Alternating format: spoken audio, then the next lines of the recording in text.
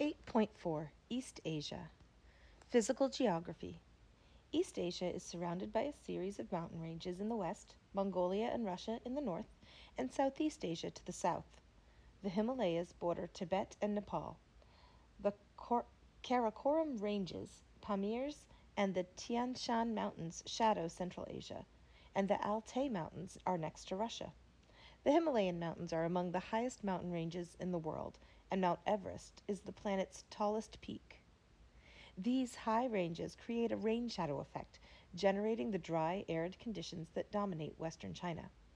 The desert conditions of western China give rise to a large, uninhabitable region in its center. You can see the large pink area in the map on your book. Melting snow from the high elevations feed many of the streams that transition, into the major rivers that flow toward the east. Created by tectonic plate action, the many mountain ranges are also home to earthquakes and tremors that are devastating to human livelihood. The Indian tectonic plate is still pushing northward into the Eurasian plate, forcing the Himalayan ranges upward.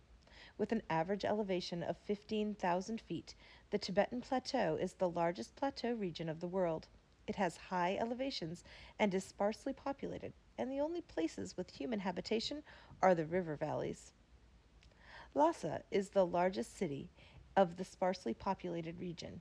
Sometimes called the roof of the world, the Tibetan Plateau is a land of superlatives. Here are some examples of superlatives: the tallest, the biggest, the most interesting, the most dangerous. The small amount of precipitation that occurs often comes in the form of hailstorms mixed with wind. Its landscape is generally rocky and barren.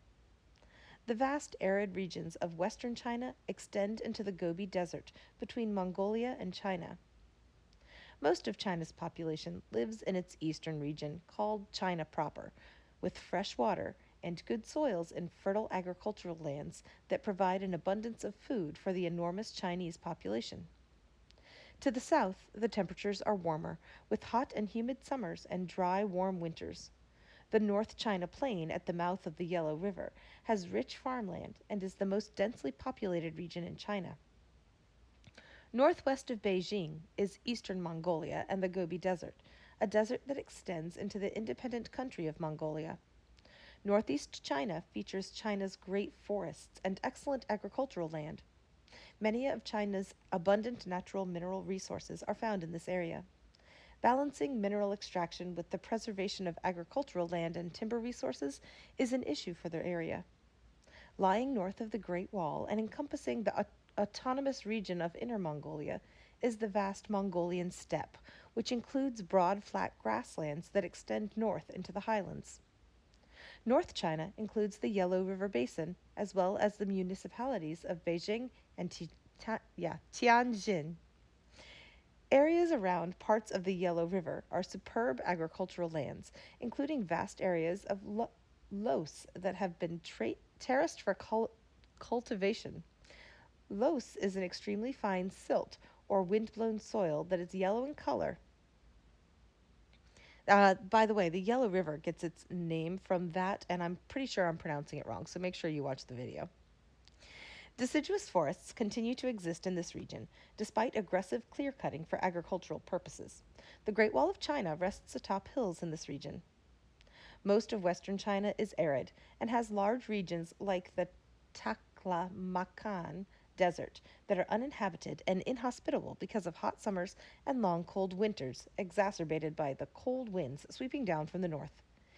In a local Uyghur language, the name Taklamakan means you will go in, but you will not go out. To the far west are the high mountains bordering Central Asia that restrict travel and trade with the rest of the continent. Northwest China is a mountainous region featuring glaciers, deserts, and basins. The central portion of China proper is subtropical. The large region includes southern portion of the Yangtze River and the cities of Shanghai and Chongqing. Alluvial processes, that means sediment from the river, give this area an excellent agricultural land. Its climate is warm and humid in the summers with mild winters. Monsoons create well-defined summer rainy seasons. The Three Gorges Dam of the Yangtze River is the world's largest dam. It produces a large percentage of the electricity for central China. Ocean going ships can travel up the Yangtze to Wuhan, and utilizing locks in the Three Gorges Dam, these cargo vessels can travel all the way up the river to Chongqing. The dam's hydroelectric production system is the largest on Earth. The river system is the world's third longest, after the Nile and the Amazon. The dam is 7,661 feet long and 610 feet tall. The base width is 377 feet. Before the construction of the dam, flooding along the Yangtze cost thousands of lives and billions of dollars in damage. In 1954, the river flooded, causing the deaths of more than 33,000 people and displacing an additional 18 million people. The giant city of Wuhan was flooded for 3 months. In 1998, a similar flood caused billions of dollars in damage, flooded thousands of acres of farmland, resulted in more than 1,526 deaths, and displaced more than 2.3 million people. The dam was rigorously tested in 2009 when a massive flood worked its way through the waterway. The dam was able to withstand the pressure by containing the excess water and controlling the flow downstream. The dam saved many lives and prevented billions of dollars in potential damage. The savings in human lives and in preventing economic damage are projected to outweigh the cost of the dam in only a few decades. All the positive attributes of the Three Gorges Dam have contributed to the economic development of China. It produces most of the electricity for the lower Yangtze Basin, including Shanghai, the largest city in China. This is a testimony to the engineering and technological capacity of the nation. However, this project has also created its own problems and negative impacts on culture and the environment. By 2008, the number of people forced to relocate from the flooding of the reservoir has reached 1.24 million. Historic villages and hundreds of archaeological sites were flooded. Thousands of farmers had to be relocated to places with less productive soil. Compensation to the farmers for relocation was forfeited because of corruption and fraud. Sadly, much of the scenic beauty of the river basin is now underwater. Animal species like the critically endangered Siberian cranes, who had wintered in the former wetlands of the river, had to find habitat elsewhere.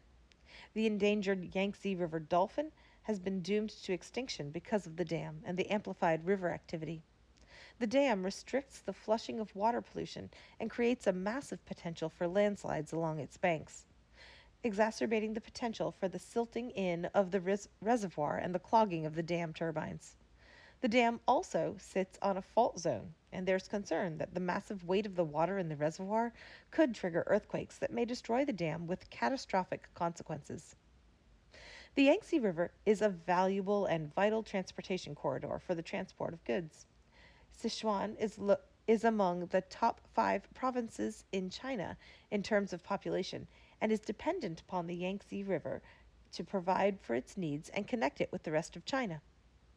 Tropical China lies in the extreme south and includes the Hainan Islands and the small islands that neighbor it. Annual temperatures are higher here than in subtropical region, and rainfall amounts brought by the summer monsoons are at times very substantial. The area is characterized by low mountains and hills. Chinese dynasties and colonialism. The earliest Chinese dynasty dates to around 2200 BCE. It was located in the rich North China Plain. Organized as a political system, Chinese dynasties created the Chinese state, which provided for a continuous transfer of power, ideas, and culture from one generation to another. From 206 to 220 CE, the Han Dynasty established the Chinese identity. The Chinese people became known as the people of Han, or Han Chinese. The last dynasty of the Qing Dynasty ruled between 1644 and 1911. It claimed control of a region including all of China, Mongolia, Southeast Asia, and Korea. Dynastic rule ended in China in 1911. Europeans colonized the Americas, Africa, and South Asia, and it was only a matter of time before technology, larger ships, and the European invasion reached East Asia. European colonialism arrived in China during the Qing dynasty. It might be Qing, Qing, I'm not sure how to pronounce it, spelled Qing. So, again, look at your videos. China had been an industrialized state for centuries, long before the empires of Rome and Greece were at their peak. China's industrial cities flourished with the concepts of clean drinking water, transportation, and technology. Paper and gunpowder and printing were all used in China centuries before they arrived in Europe. The Silk Road, which crossed the often dangerous elevations of the high mountain passes, was the main link between China and Europe. European colonial powers met tough resistance in China. They were kept at bay for years. Meanwhile, the Industrial Revolution in Europe, which cranked out mass produced products at cheap prices, provided an advantage over Chinese production. British colonizers also exported opium, an addictive narcotic, from their colonies in South Asia to China to help break down the Chinese culture. By importing tons of opium into China, the British were able to instigate social problems. The First Opium War of 1839 to 1842 ended with Britain gaining an upper hand and laying claim to most of central China. Other European powers also sought to gain a foothold in China. Portugal gained the port of Macau. Germany took control of the coastal region of the rich North China Plain. France carved off part of southern China and Southeast Asia. Russia came from the north to lay claim to the northern section of China. Japan, which was just across the water from China, took control of Korea and the island of Formosa, which is now called Taiwan. Claims on China increased as colonialism moved in to take control of the Chinese mainland. Though European powers laid claim to parts of China, they often fought among themselves. China did not produce heavy military weapons as early as the Europeans did, and therefore they could not fend them off upon their invasion. Chinese culture, which had flourished for 4,000 years, quickly eroded through outside intrusion. It was not, excuse me, it was not until about 1900 when a rebellion against foreigners known as the Boxer Rebellion was organized by the Chinese people, and the conflict reached recognizable dimensions. The Qing dynasty dissolved in 1911, which also signified an end to the advancement of European colonialism, even though European colonies still remained in China. European colonialism in China slowed after 1911, and World War I severely weakened European powers. The Japanese colonizers, on the other hand, continued to make advancements. Japan did not have far to travel to resupply troops in its military. In China, a doctor by the name of Dr. Sun Yat sen promoted an independent Chinese republic, free from dynastic rule, Japan, or European colonial influence. Political parties of nationalists and communists also worked to establish the republic. Dr. Sun Yat sen died in 1925. The nationalists, under the leadership of Chiang Kai shek, defeated the communists and established a national government. Foreigners were evicted. The communists were driven out of politics. Nationalists, communists, and Japan conducted a three-way war over control of China. Japan's military took control of parts of northeast China, known as Manchuria, and were making advancements on the eastern coast.